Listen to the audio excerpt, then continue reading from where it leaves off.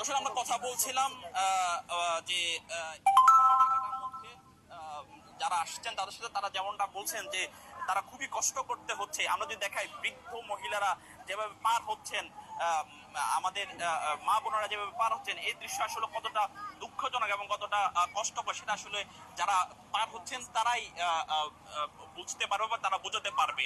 এবং আপনাদের জানিয়ে রাখছি, চট্টগ্রামের বিভিন্ন সংস্থার অধীনে এখন এই মুহূর্তে 1450 কোটি টাকার প্রকল্পের কাজ চলছে। প্রকল্পের কাজ চললেও জলবদ্ধতা নিরসনে কোনো ধরনের প্রতিকার কিন্তু নেই। চট্টগ্রাম সিটি কর্পোরেশন এই এই বিষয়টি নিয়ে জোরে সোরে কাজ চালালেও কোনো ধরনের প্রতিকার কিন্তু মিলছে। আমি একটু কথা বলতে চাই, কোথা থেকে আসতেছেন? আমরা ওই মেডিকেল মেন গেট থেকে। এই যে পানির মধ্যে দিয়ে আসছেন, কি বলবেন? আমরা তো ডিডি যেতে হচ্ছে, তো এই কারণে আমরা এখান মেডিকেল মেন গেট থেকে এখানে আসতে আমাদের অনুমানিক আধা ঘন্টা সময় লাগছে। এক্সট্রা কাপড় নিয়ে আসছে, আমাদের ডিডি আছে তো, এখন ডিডিতে যাচ্ছে। এই কারণে আমরা এখান থেকে এখানে আসতে হলে 40 মিনিট মতো সময় লাগছে। আধা ঘন্টা থেকে 40 মিনিটের কম না। এটা দায়টা কার? এটা হচ্ছে এখানে ওই এখানে নালার কাজ চলতেছে তো, এই কারণে এখানে সব দিকে জাম হয়ে গেছে এই কারণে।